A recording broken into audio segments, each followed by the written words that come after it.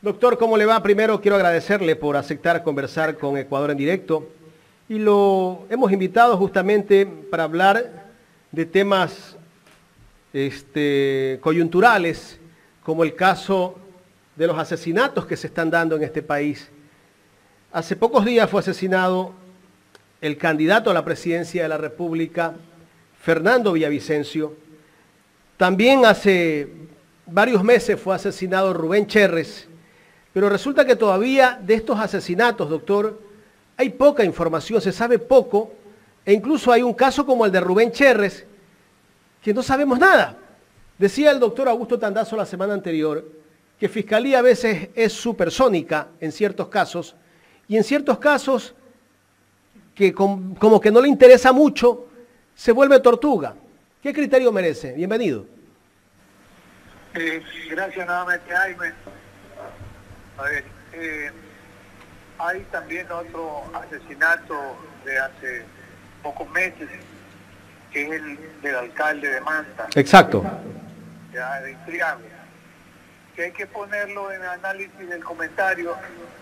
Y miren, se puede incluso, y se ha llegado a determinar la autoría material, quiénes han sido los ejecutores o los sicarios. Pero en realidad en Ecuador en los últimos tiempos hay un manto de impunidad que cubre a los autores intelectuales o a quienes están atrás de estos y de otros asesinatos. Pero miren, en el año 1978 se produce el asesinato del economista Don Calderón Muñoz, ya en agonía de la dictadura militar. Luego viene el gobierno de Jaime Rosó en 1979. Pero ¿cómo es que en aquella época, mire, la Fiscalía cuenta siempre con el primer filtro de selectividad, que es la policía? La Fiscalía no tiene capacidad para investigar, no nos van a echar el cuento, no son investigadores natos. Como ocurre en el primer mundo, que usted piensa, por ejemplo, en una sociedad como la norteamericana, y la pongo como ejemplo de la capacidad de investigación. Quien investiga es la policía, y la policía le lleva la información a la Fiscalía. Y también pasa acá, ¿por qué en 1978? Estoy hablando de una muy buena cantidad de años, más de 40 años, ¿verdad? 45 aproximadamente. ¿Cómo es que sí se pudo descubrir a los autores materiales, que era un grupo armado de la Universidad de Guayaquil, a quien los contrató, que era un mayor Jaime Hermosa de la propia policía, un mayor que había sido incluso en el mando alto del Servicio de Investigación Criminal del Guaya, y por eso conocía este grupo armado de la universidad, que incursionaba en actos de asalto a entidades bancarias, y a confrontaciones entre grupos de la Universidad de Guayaquil. Y se pudo llegar a descubrir que quien los contrató era un mayor de la policía, y a su vez él había recibido la consigna o la orden del propio ministro de gobierno o un general del ejército en servicio activo, Jarrín Cahuella. ¿Cómo es que la policía hace 45 años sí podía investigar con los recursos que tenía, y hoy se extiende un manto de impunidad? Porque en el caso del alcalde de Manta se sabe ya quiénes lo ejecutaron, falta por investigar quiénes dieron la orden, y en los 3 casos, y las razones por las cuales se dio la orden. ¿Por qué? En el caso del alcalde de Manta yo he visto un video y una entrevista que le hacían a Fernando Villavicencio, y él dijo ser muy amigo del alcalde de Manta, que había conversado con él unas semanas pocos antes del asesinato, y que el alcalde Intriago le había dicho que él tenía una preocupación. Primero Intriago le había dicho que Intriago aspiraba a ser candidato presidencial, y seguramente tenía méritos y trabajaba para eso. Y luego le había comentado que él tenía la preocupación por unas obras que se habían contratado o se estaban contratando para Manta. Como en los tiempos que se viven, y hace un momento lo escuchaba, hablar con mucha propiedad a Ernesto Pazmiño en el tema del lavado de activos. El lavado de activos en el Ecuador se calcula que puede estar bordeando los 5.000 millones de dólares por año. El otro día me decía un amigo muy serio en una entrevista que debe ser más, posiblemente. ¿Cuánto la UAPE puede detectar y decomisar en un año? Alrededor de 40 millones de dólares. Esa es la dura realidad, con algo que no hay que pasar por alto.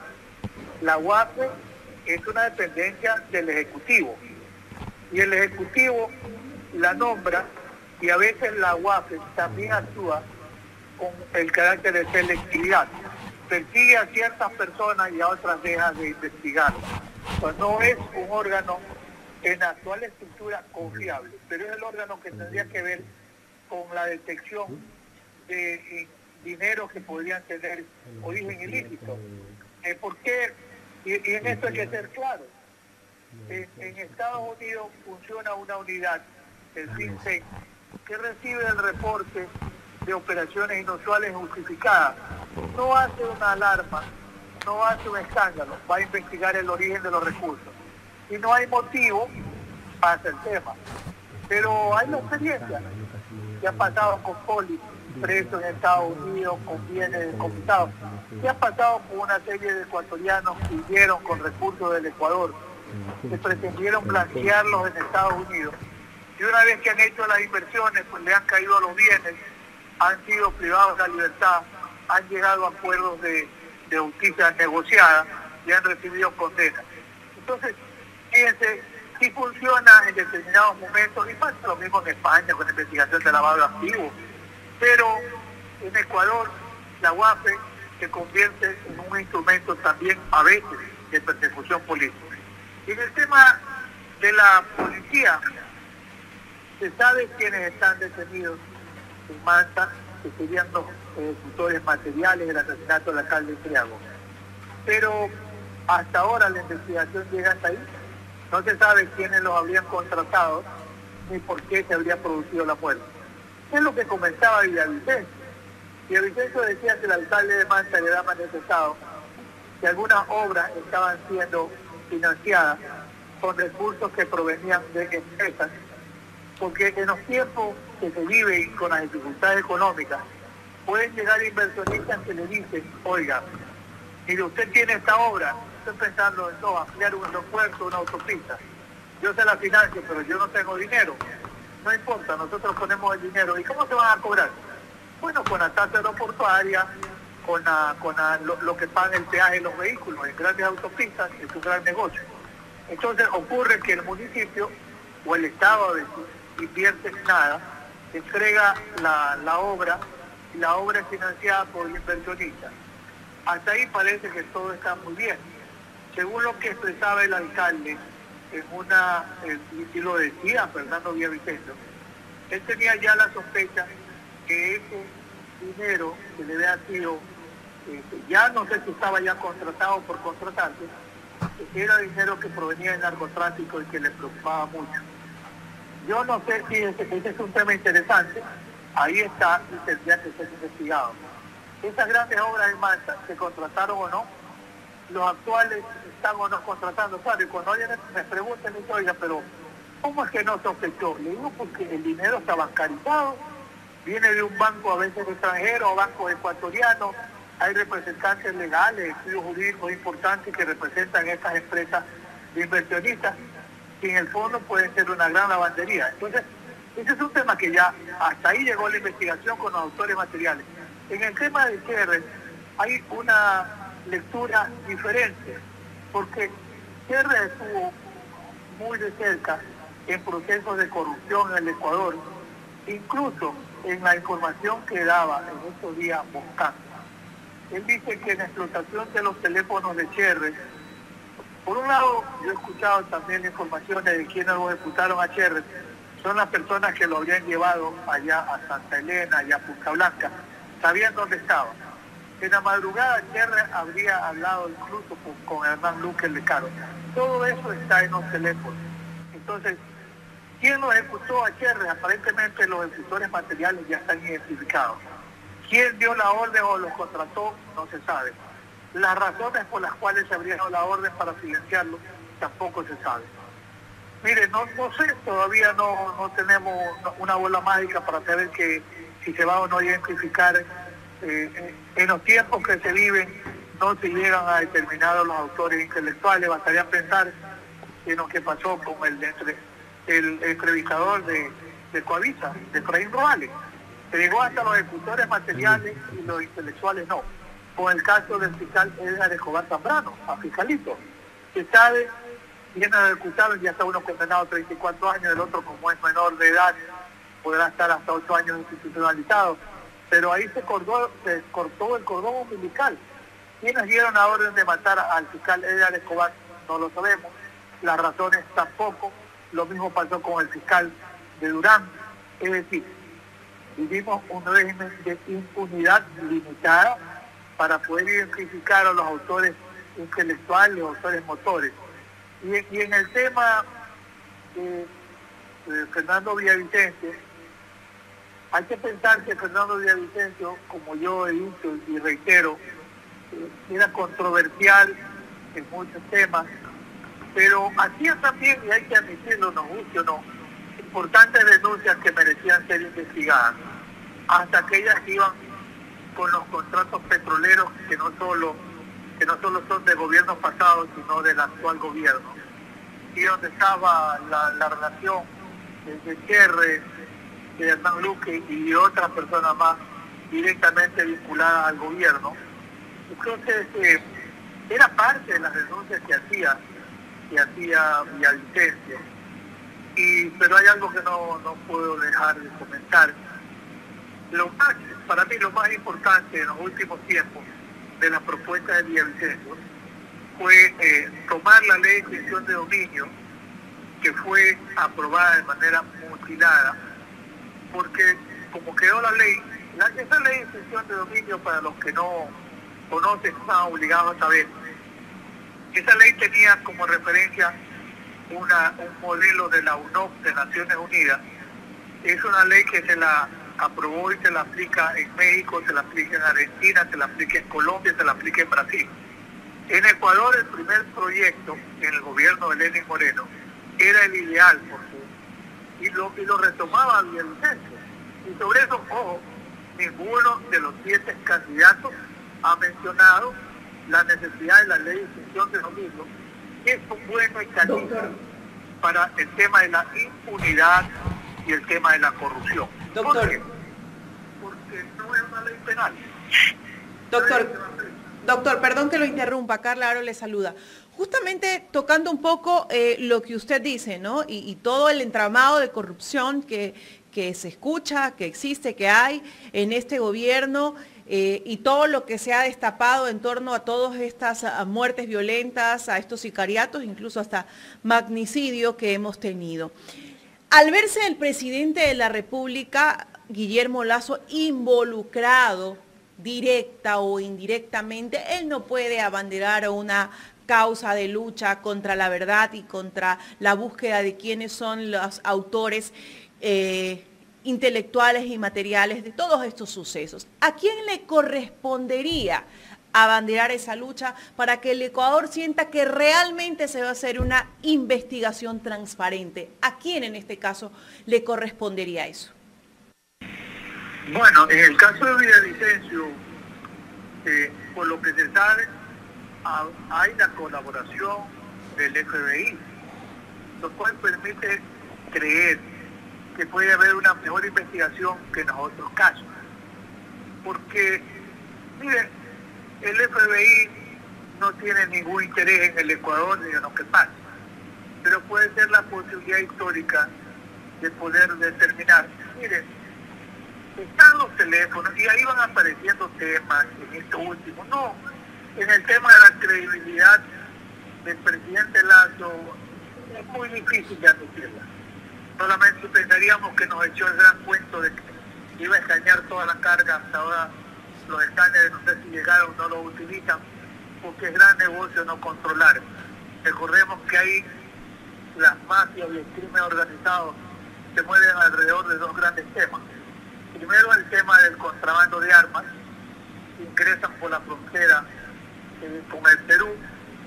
En Perú hay libre importación de armas, aquí hay rifles de asalto, hay ametralladoras, hay granadas, hay un arsenal de armas que se encuentra en el Ecuador, hasta incluso en las oficinas de la dirección de las cárceles. O sea, la delincuencia organizada se ha tomado hasta en las cárceles el manejo del crimen. Entonces, en esas condiciones, confiar en por dónde ingresan las armas. Alguna vez nos dijo un general de la policía, echándonos el cuento, que ingresaban con drones o por el agua. César Curvelo dijo algo hace apenas un mes: las armas entran por la puerta principal de la cárcel. Y eso porque hay connivencia con los controladores. Hace un momento, cuando se hablaba de cómo confiar, usted ya no confía en el personal que tiene que cambiarlo. Y usted, me parece que le preguntó algo a Ernesto Pazmiño. En ese momento yo tenía una buena receptividad. ¿Eso qué significa? Que hay que depurar. Claro que hay que depurar. Y le voy a dar un ejemplo histórico. Luis Giuliani, un buen fiscal, que sí hay buenos fiscales, no es que hay malos. Para Ecuador pensemos en una figura como Edmundo Durán Díaz, incorruptible, incorruptible. Y no sería ni a las presiones del poder político. Le tocó enfrentar a un gobierno como el de Félix Cordero, un hombre de la ultraderecha, y Edmundo Durán, un hombre de la izquierda progresista. Pero él cumplió con su rol, sin perseguir a nadie, sin perjuicios, sin prejuicios, ¿verdad? Y es un fiscal que el país recuerda. Y como ese fiscal, en algún momento, ojalá que haya otro en el Ecuador. Entonces, tiene que cambiarse la estructura. ¿Qué hizo Giuliani en Estados Unidos? Primero, como fiscal, encabezó a las 5 familias. Pero doctor, 75, 78, doctor, justamente, perdón que lo interrumpa, justamente en lo que usted dice, ¿no? Porque ¿cómo cambiamos esa estructura de la función judicial? Y yo decía en su momento, y gracias por estar conectado y ver la entrevista, que tenemos elementos pésimos, terribles, malos, pero tiene que haber, no puedo decir que no, elementos buenos que valgan la pena y que de pronto no actúen por temor, que tienen miedo a represalias. Bueno, para eso lo vemos ahora, ¿no? A tenientes, a coroneles haciendo su trabajo y ahora están aterrados, amenazados, intimidados. Pero entonces, ¿cómo depuramos el órgano de la justicia? Y digo, ¿cómo lo depuramos? Porque dentro de la normativa también ellos tienen derechos que los amparan. O sea, no es que mañana puedo venir y simplemente le firmo un cese de funciones a todos y digo, se me van. Entonces, ¿cómo hago esa depuración? Porque sí, puedo implementar policías, puedo depurar también de pronto a la policía con las investigaciones de ver quiénes están involucrados o no, pero ¿cómo empiezo a hacer esa depuración total de ese órgano de la función judicial, con las Fuerzas Armadas, con la policía? Porque va de la mano, o sea, no puedo depurar uno y otro no. O sea, sin duda alguna, eso va engranado. Sí, va engranado. Y sobre esto, de verdad, un plan de política criminal puede ser de largo plazo, pero hay también planes que se pueden cumplir de plazo inmediato. Y yo le voy a dejar planteado lo siguiente: quien quiera que sea él o la presidenta después de aproximadamente 2 meses y para un periodo tan corto de 16 meses, es verdad, un plan de política criminal puede ser, como yo digo, de largo aliento, pero hay que empezar. Esto de que va a demorar mucho, hay que empezar. Y para no perder la idea, yo ya he revisado en buena medida un plan de seguridad que hizo en su momento como candidato Jan Topic, que es más de 80 páginas, pero que hay que revisarlo, porque lo desarrolla en 4 ejes importantes, que incluso comentaba hace un momento Ernesto Pazmiño. No hay control en fronteras. Bueno, hay un diseño de cómo hacer el control de fronteras. Hay un diseño de cómo hacer el control carcelario. Hay un diseño de qué significa mejorar la capacidad operativa de la policía y del ejército, lo cual implica también depuración. Y un plan de inteligencia para desarrollar esta estrategia contra el crimen organizado, porque la política criminal es parte de la política del Estado. Yo qué es lo que vengo planteando, y lo planteo y lo reitero en este momento. Cualquiera que sea el candidato, analice esta propuesta de Jan Topi. Y vean, doctor, aplíquela. Bueno, hay que reconocer sin duda alguna, y usted lo acaba de mencionar, ¿no? Igual el candidato Jan Topi, que esa era su línea, manejaba la seguridad y bueno, si es para bien, hay que tomar las cosas que pueden hacerle bien al país independientemente de las banderas políticas. Pero aquí viene una pregunta, ¿necesitamos para poder depurar y poder mejorar el tema de la seguridad en el país ayuda internacional? ¿Por qué le pregunto esto? Porque el candidato Noboa dice que va a pedir ayuda internacional, que fuerzas israelitas, bueno, ¿necesitamos realmente cooperación internacional? ¿No vamos a poder solos como Ecuador? No, mire, ahí a veces se dice cualquier cosa como lo de la barcaza, el juicio por jurado. A ver, el presidente Lazo sacó el sombrero en una cumbre y dijo que había que ver si le ayudaban con el plan Ecuador. Seguramente se le rieron porque quería que haya un plan como el plan Colombia, pero ni siquiera los asesores, que seguramente si los tienen son pésimos y repésimos, le han dicho que el plan Colombia demoró 20 años. Estados Unidos aportó 20.000 millones de dólares, pero Colombia metió 80.000 millones de dólares. O sea, a veces se habla cualquier tontera, disculpe la expresión carlista, sin saber el contenido. ¿Acaso Israel nos va a regalar algo? Israel nos va a vender tecnología, inteligencia. ¿Acaso Estados Unidos le regalará 3, 4 chalecos, 2 tanquetas que lo hace el embajador? Pero el resto del armamento se lo va a vender, pues. Entonces, mira, a ver, un tema inmediato, coincido con usted. Hay algunos seres. Él es de justicia, como usted dice, bueno, con una administración de justicia donde hay mano suelta de los jueces para, en algunos casos, otorgar indebidas medidas cautelares, otorgar indebido descorpus. No todos son indebidos. Pero, ¿qué pasa con los malos ejemplos? Cuando hay, en su momento, un vocal del Consejo, los vocales del Consejo de la Judicatura, cuando los han querido banquear, corren a proponer una acción de protección. Consejo de Participación Ciudadana en la época de Ulloa, los querían votar, corren a poner una acción de protección. En esas condiciones, ¿qué seguridad jurídica puede haber en el país cuando los controladores dan malos ejemplos? Usted me pregunta qué hacer. Tarea inmediata. La próxima asamblea nacional, el primer juicio político debe ser contra el Consejo de la Judicatura y tiene que votarlos a todos, pues. Hasta los que intervienen borrachos, los que se creen iluminados, a los que están cuestionados, tienen que votarlos a todos. Y es buena la ley de extinción de dominio, pues, por favor actualícela. Y es importante analizar la deficiencia operativa de la Fiscalía, llévela también a juicio político. Es decir, la Asamblea tiene un protagonismo que no es de persecución política, sino de saneamiento político. Es necesario, mientras no cambie la estructura, este Consejo de la Judicatura es una vergüenza. Así es. Igual pasa con algunos sectores de la Corte Nacional, no todos por supuesto, pero algunos sectores que andan buscando cómo quedarse, cómo amarrar, etc. Eso tiene que cambiar. Y para eso no necesitamos asesores extranjeros. Pues. Doctor, ahí estamos perdidos. Mi última pregunta antes de darle paso a mi compañero Jaime de la Cruz. Yo entiendo que los procesos judiciales tienen su tiempo, su normativa, y por ende en ese proceso de cuidar la información, ¿o? De que no se vicie, hay cosas que tienen que ser reservadas. Pero ¿hasta qué punto es reservado? Porque resulta que para este gobierno todo es reservado y la verdad nunca sale a la luz. Nunca los ecuatorianos tenemos respuesta, nunca los afectados tienen respuesta. ¿Hasta qué punto es necesario o es cierto que este tipo de procesos sean reservados? Por ejemplo, tomando en consideración las actuales declaraciones de Anderson Boscan con el tema pues de la denuncia que él hace en contra del presidente Guillermo Lasso.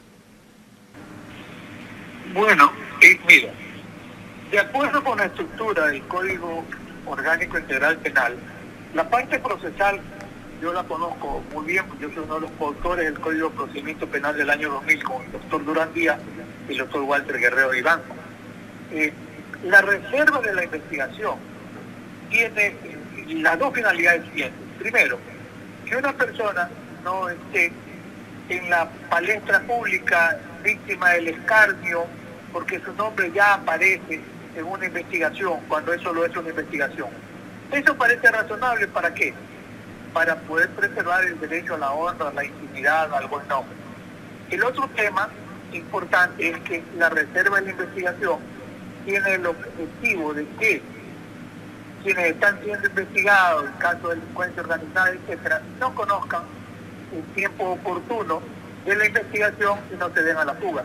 Lo cual es discutible porque puede filtrarse, como se filtra información, desde la propia fiscalía o desde la propia policía, de manera que eso es relativo de que sepan o no. Ahora, una vez que hay un proceso, como el caso, por ejemplo, de Villavicencio, donde hay 6 ciudadanos detenidos, me quedan todavía quedan 4, son colombianos, y yo he escuchado buscar, decir, no, la fuente seguramente la tiene cuidado en eso, es decir que se sabe que un coronel de la policía permitió o le facilitó el ingreso a estos sicarios colombianos.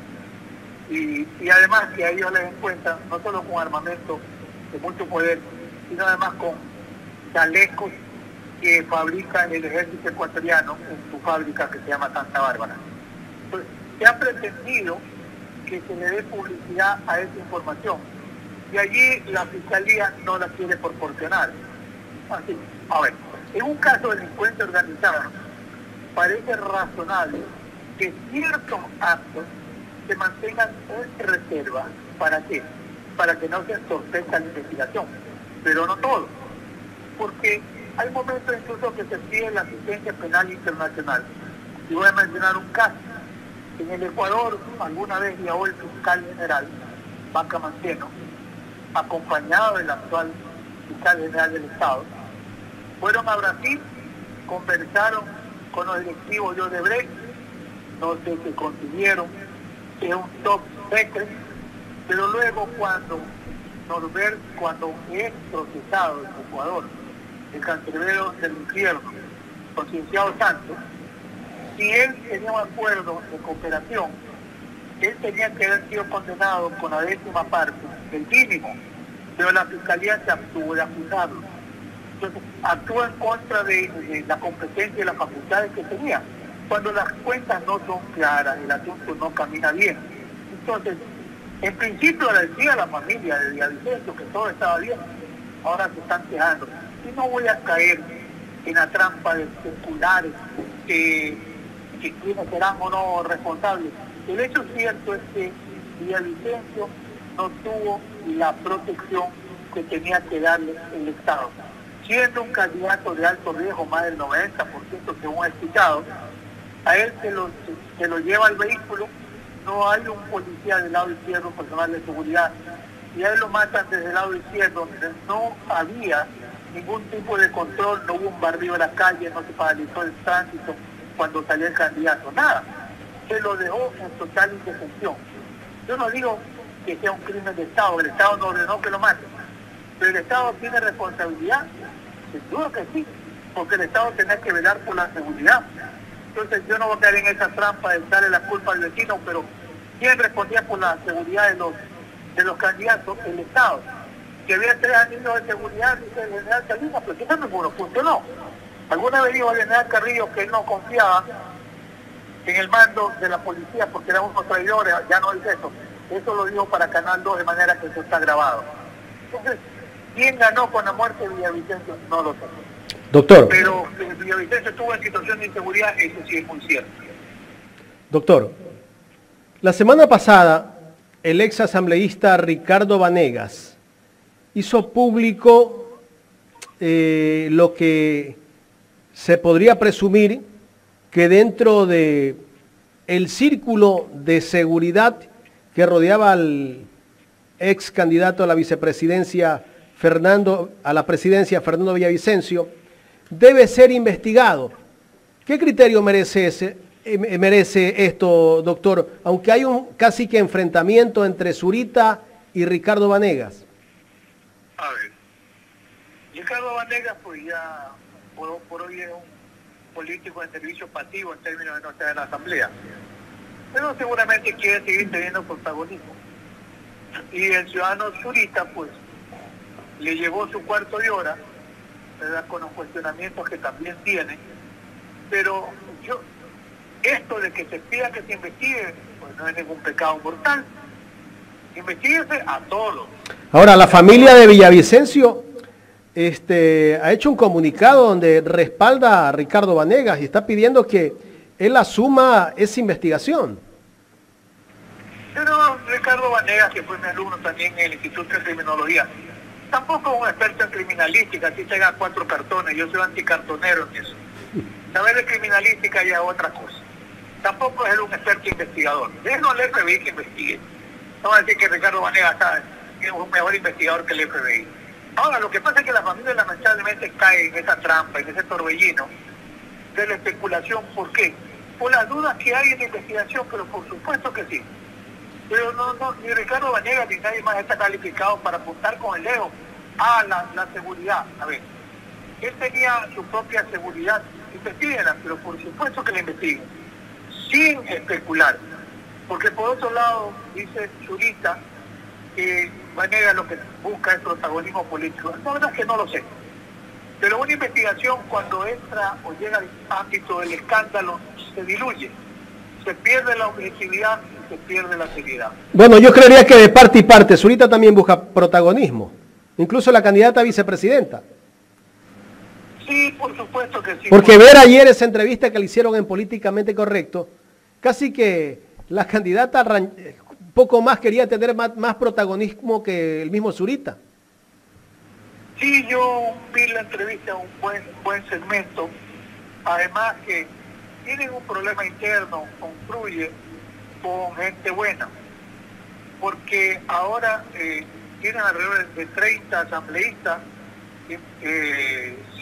A ver, ellos tendrían 30, me parece que sí. No, a ver. Tendría Revolución Ciudadana 53, creo. 53, sí, impresionante. Construye 30 o 31. Ya, ahora, ¿qué pasa? Construye, no es gente buena, construye la doctora María Paula Ron. Que no es que es inteligente, es brillante. Es brillante, es súper. Yo estuve con ella en alguna cita que auspició la Wallenberg de Alemania. Ella es muy inteligente, muy sagaz, muy capaz.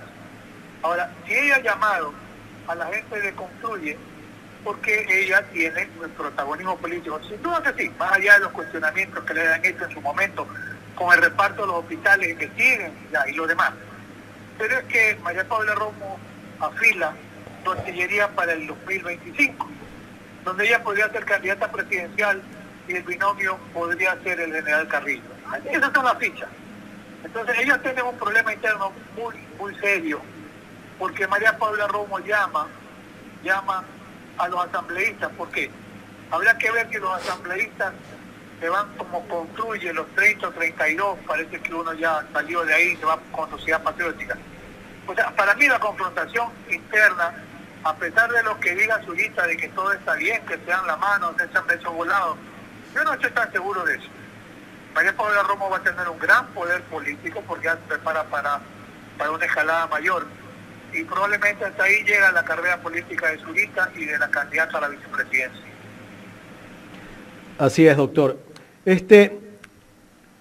Quiero pasar a otro tema, doctor. Bueno, sobre el mismo caso de Villavicencio, las revelaciones que hizo Anderson Boscán la semana pasada en un audio justamente donde Rubén Cherres habla de cómo resuelve los problemas Danilo Carrera. Este audio que lo reveló la misma Posta, de alguna manera demuestra que podría ser que gente vinculada al gobierno está involucrada en estos asesinatos, ¿o no? Mira, a mí no me gusta especular en esa línea, primero porque hoy con la magia que tiene la inteligencia artificial le pueden hacer un montaje de voz. Entonces yo tengo mucha reserva en el tema. Pero yo escuché lo que decía Anderson Boscán. Y allí lo que decía Cherres es que no se querían ensuciar las manos con sangre. Entonces eso quería decir que no. Pero claro, ahí se habla de nombres, se habla de Fernando, se habla de Boscán. Lo grave del tema allí es que la Fiscalía no encuentra elementos suficientes para investigar las denuncias de Buscán. Y la Fiscalía ahora se dedica a perseguirlo a Buscán por temas económicos, a él, a Vivanco, a su empresa. ¿Sabe por qué? Porque Fuente Abierta, ya debo contar la Fuente Abierta, un gran cuento, el TikTok. ¿Qué credibilidad tiene el TikTok? Ninguna, claro. ninguna. Pues la Fiscalía habla de Fuente Abierta, porque mire, con ese cuento de Fuente Abierta, abortaron el caso Soborno. ¿Sabe por qué?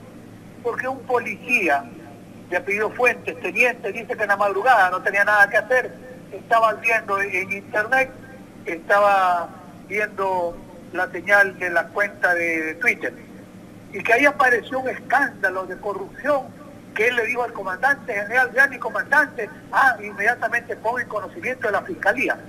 Así abortó el caso Soborno, con una fuente abierta que está en el cielo, como el Twitter, y ahora esta fuente abierta de la Fiscalía es el TikTok. ¿Qué credibilidad tiene la Fiscalía? Ninguna. No investiga lo de Buscán. Bueno, ojalá que la nueva Asamblea también la lleve a juicio político a la Fiscalía General del Estado. Doctor, y en el caso de Rubén Cherres, el asesinato de Cherres, ¿qué ha pasado allí? ¿Por qué la Fiscalía no se pronuncia? ¿O están en investigación? ¿Eso va a demorar mucho tiempo? ¿Cuánto tiempo debe demorarse un proceso de una investigación de un asesinato?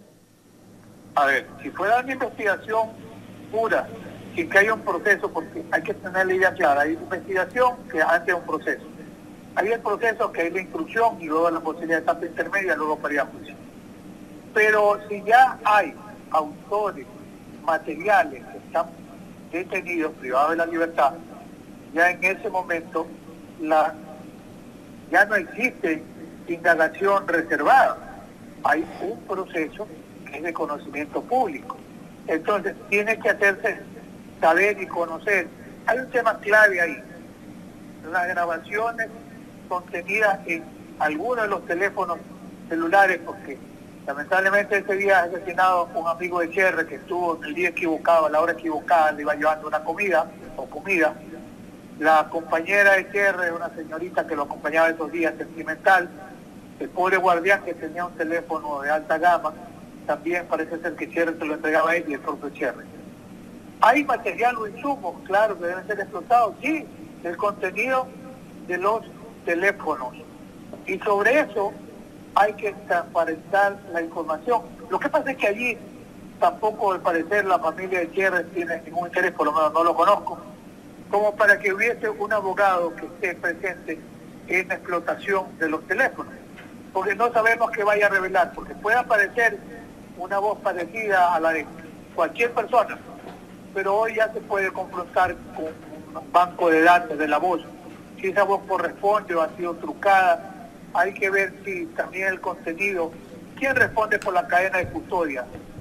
Los que tomaron los teléfonos y los pueden haber también editado, alterado, trucado, borrado, no lo sabemos.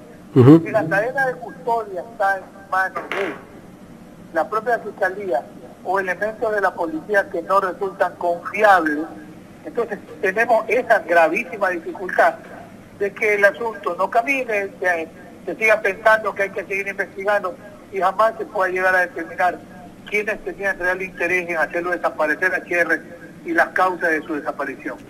Doctor, tengo una última inquietud ya para ir a la recta final de esta entrevista, pero es otro tema. ¿Qué criterio merece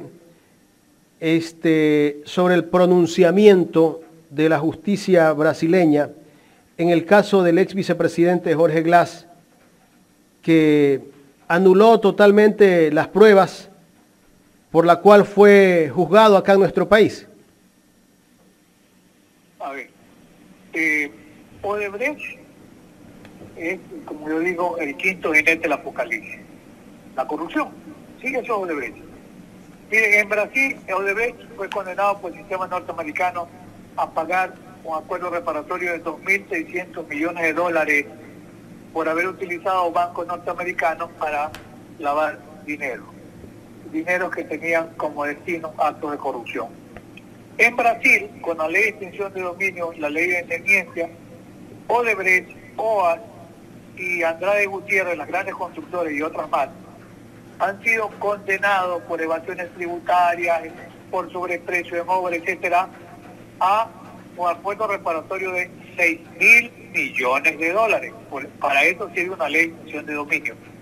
La credibilidad del concienciado Santos siempre ha estado en entredicho, porque si se declara la nulidad, habría que ver la información que yo tenía no estaba traducida al español, ya debe haber una traducción al español para poder saber por qué razón se declara la nulidad. Pero en el caso sobornos, la Fiscalía General del Estado, la actual fiscal general, y el procurador de ese momento, dijeron que no se lo podía involucrar a Concienciado Santos o Odebrecht, porque el non bis in idem, no ser juzgado 2 veces por los mismos hechos. Para aquel momento yo ya era el artillero mayor en la defensa del presidente Correa, y yo le dije, eran como las 9 de la noche, nos subieron a la 1 de la mañana en Quito, en la Norte Nacional. Yo le dije, es falso, falso, falso. Yo tengo el acuerdo de la acción premiada. Concienciado Santos fue condenado en Brasil por 9 delitos cometidos en Ecuador, en el que no estaba el caso soborno, que representaban en el año 2013 y 2014 2.5 millones, 2.6 millones. Eso no estaba en el acuerdo de la acción, por eso yo pedí la declaración de Concienciado Santos, que fue aceptada por la señora Camacho, que fue aceptada por la sala que conocía el juicio, pero no fue practicado. Por eso este caso incluso es nulo, porque no se practicó la prueba que violentó el derecho de defensa. Entonces, yo conozco el tema del acuerdo de la acción premiada porque tengo el acuerdo que hizo Concienciado Santos en Brasil. Entonces, ¿qué credibilidad puede tener un delincuente arrepentido? Ninguna, porque el delincuente arrepentido tratará de dar información incluso falsa. ¿Para qué? Para beneficiarse. Esa es la falta de credibilidad del delincuente penitente o arrepentido. ¿Qué es funcional? Claro que es funcional. Pero si se declaró la nulidad de investigaciones o de informaciones o de documentos relacionados con el proceso que se dio contra el ex vicepresidente, eso, la nulidad de esos medios de prueba le resta valor. Doctor, Consecuentemente es viable la posibilidad de realizar una condena, porque además, ¿por qué se lo condenó? La asociación ilícita, que es todo y es nada, es un delito de peligro abstracto, porque nunca le han encontrado un centavo a él ni a ninguna otra de las personas condenadas. doctor, en este caso la justicia ecuatoriana, ¿qué debería hacer? ¿O ese tema solamente se queda en Brasil? Mire, depende si ya con la traducción de toda la información de Brasil hay elementos. A ver, el recurso de revisión procede cuando se pueden presentar pruebas nuevas o pruebas que no hubiesen sido conocidas al tiempo de los hechos. Entonces sí es importante tener una adecuada información sobre la declaratoria de nulidad, y eso podría servir en el Ecuador para plantear el recurso de revisión. ¿Por qué? Porque serían pruebas nuevas con las cuales se estaría demostrando inequívocamente que la información entregada por Concienciado Santos fue falsa, fue forjada, y eso haría caer la condena. O sea, caería todo, ¿no? Pero ya fue condenado, pues. Sí, pero el recurso de revisión permite revertir la condena y tiene el derecho no solo a que se deje sin lugar la condena, se deje sin lugar las reparaciones que le estarían obligando a cumplir, y el Estado tiene la obligación también de reparar el agravio en esta propuesta de reparación integral. ¿Y esa reparación que es económica o...? También es económica, también es económica. En el caso del expresidente Rafael Correa, doctor, ¿él sigue batallando en cortes internacionales su caso? Hasta donde yo sé, sí, siempre las cortes internacionales le han dado la razón. No es como dice por ahí alguna señora influencer, que el presidente Correa solamente está en Bélgica. No, él tiene el estatus de refugiado político, puede ir a cualquier país del mundo, nadie lo puede tocar. No viene a un Ecuador porque hay una sentencia condenatoria que está en firme, pero que puede ser reveída en su momento mediante la interposición también de un recurso de revisión. Es decir, no son hechos en principio y en apariencia consumados, pero no agotados. De manera así quedará siempre vigente el recurso de revisión. Además, habría que ver el momento en que ya sale una sentencia en el ámbito internacional que puede pedirle al Estado ecuatoriano que revise esos casos.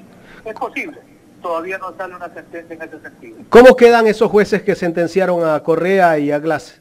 Si hay una revisión y le dan la razón en este caso a Correa y a Glass. Bueno, eso también es materia de un juicio político y la Asamblea Nacional puede destituirlos, yo no veo ningún problema en eso. Además ya algunos jueces ya no están, otros pretenden regresar, hay la propuesta de nuevos jueces para el año 2024, pero hay una pugna interna vergonzosa por lo que hace el Consejo de la Judicatura, que protege a sus propios miembros, pierde la imparcialidad, pierde la objetividad, y es un Consejo de la Judicatura que está deslegitimado y debía ser la primera tarea de la nueva Asamblea Nacional. Doctor, quiero agradecerle por haber aceptado conversar con nosotros. No sé si Carla tenga alguna otra inquietud. Muchísimas gracias, doctor. A usted, como siempre, Jaime, y a doña Carla o Carlita, como yo le digo también. Muchísimas gracias, como siempre. Doctor, muchísimas gracias. Estaremos pues en contacto, analizando pues el contexto, sobre todo de esta investigación que se debe llevar con estos hechos de muertes que sin duda alguna han conmocionado a nuestro país, como es el caso del señor Cherres, que no debe quedar en el olvido, del señor Villavicencio, que no debe quedar en el olvido, y por supuesto del alcalde de Manta, ¿no? Que hay que seguirlos analizando de cerca y pedirle explicaciones a la Fiscalía de cómo van esos procesos de investigación. Gracias, doctor. Un abrazo. A usted, muy buenos días. Un abrazo también. El doctor Alfonso Zambrano Pasquel, penalista y criminólogo, conversando con Ecuador en Directo.